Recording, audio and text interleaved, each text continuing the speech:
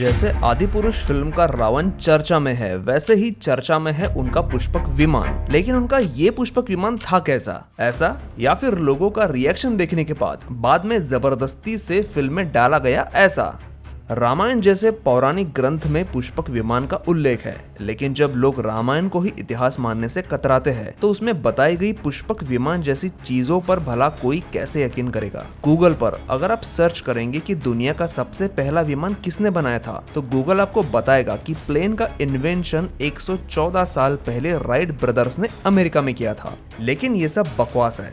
दुनिया का सबसे पहला विमान अमेरिका में राइट ब्रदर्स ने नहीं, बल्कि अखंड भारत का हिस्सा रहे श्रीलंका में रावण और उनके भाई कुबेर ने उड़ाया था। विश्वकर्मा, जिन्हें गॉड ऑफ आर्किटेक्ट कहा जाता है, उन्होंने भारत में कई सारे ऐसे मंदिरों को बनाया था जैसे मंदिर आज के समय में आज की मॉडर्न टेक्नोलॉजी को यूज करके भी बनाना इम्पॉसिबल है। और ऐसे कई सारे मंदिरों में हम उनकी मूर्ति भी देख सकते हैं, उनके वो इक्विपमेंट्स भी देख सकते हैं जिनका इस्तेमाल करके उन्होंने इन अद्भुत कारीगरी को अंजाम दिया था। लेकिन विश्वकर्मा जी ने सिर्फ मंदिरों को ही नहीं बनाया था, उन्होंने कुबेर की लंका और उसका पुष्पक विमान भी बनाया था। मैं इस लंका और इस विमान की बात नहीं कर रहा हूँ, मैं उस लंका की बात कर रहा हूँ जो सोने से बनी हुई थी।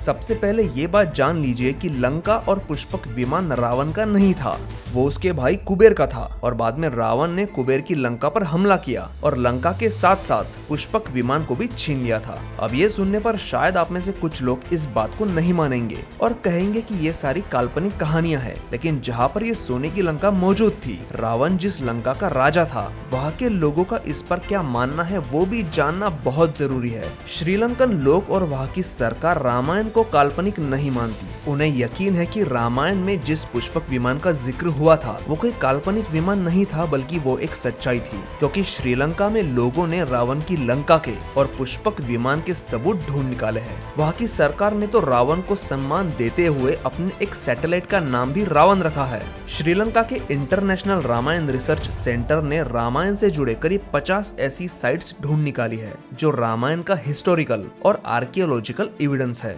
2 साल पहले कोलंबो में एक मीटिंग हुई थी जिसमें कई सारे इंडियन और श्रीलंकन हिस्टोरियन और आर्कियोलॉजिस्ट शामिल थे। इस मीटिंग में रावण की पुष्पक विमान का मुद्दा उठाया गया। इस बात को लेकर श्रीलंका में जो ऐतिहासिक जगह मौजूद है, रामायण के जो आर्कियोलॉजिकल एविडेंसेस मौजूद है, उसके आधार पर इस मीटिंग में सारे लोगों की सहमति बनी कि दुनिया का सबसे पहला विमान पुष्पक ही था। इस कॉन्फ्रेंस के बाद श्रीलंकन गवर्नमेंट ने 50 लाख का फंड जारी किया था जिससे इस दिशा में और खोज की जा सके।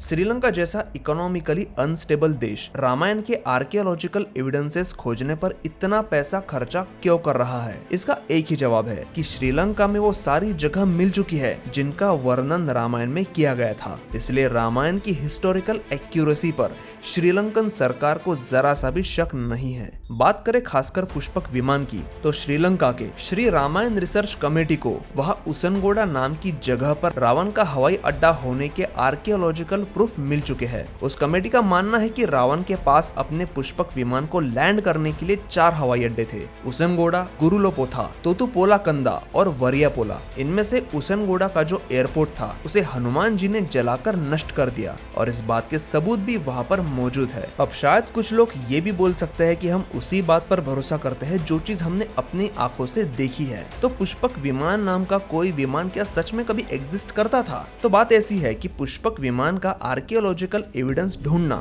मतलब श्री कृष्ण का सुदर्शन चक्र ढूंढने के बराबर है। महाभारत के युद्ध में मरे हुए योद्धाओं की हड्डियां ढूंढने जैसा है, क्योंकि यहाँ पर बात हो रही है लगभग 7000 साल पहले की। और इस बीच रामायण को करीब 300 बार अलग अलग व्यक्तियों द्वारा लिखा जा चुका है और इस दौरान रामायण के इतिहास में कई सारी बातें ऐसी ऐड हुई है जो सुनने में थोड़ी जादुई लगती है, जिसकी वजह से रामायण को काल्पनिक कहानी बताया जाता है। अब हाल ही में रिलीज हुई आदिपुरुष को ही देख लीजिए। यहाँ पर मेकर्स ने अपनी एक अलग रामायण लिखने की कोशिश की है जिसमें पुष्पक विमान को चमगादड़ बना दिया, रावण के सिर को 2 रो में ऐसे डिवाइड कर दिया। हर एक अलग रामायण के वर्जन में पुष्पक विमान का डिस्क्रिप्शन अलग तरीके से किया गया है। किसी ने कहा है कि ये विमान मोर के आकार का था, कभी इसे एक महल की तरह विशाल बताया गया है, तो महर्षि भारद्वाज ने पुष्पक विमान को एक फुल्ली डेवलप्ड मैकेनिकल डिवाइस कहा है। लेकिन सबसे हैरानी की बात तो ये है कि रामायण लिखने वाले वाल्मीकि जी ने ये कभी नहीं कहा था कि वो कोई काल्पनिक कहानी लिख रहे हैं। वो तो बस राजा राम के साम्राज्य में उनके जिंदगी में घटी हुई घटनाओं को संग्रहित कर रहे थे ताकि आने वाली पीढ़ियां इस महान राजा प्रभु श्री राम के बारे में जान सके।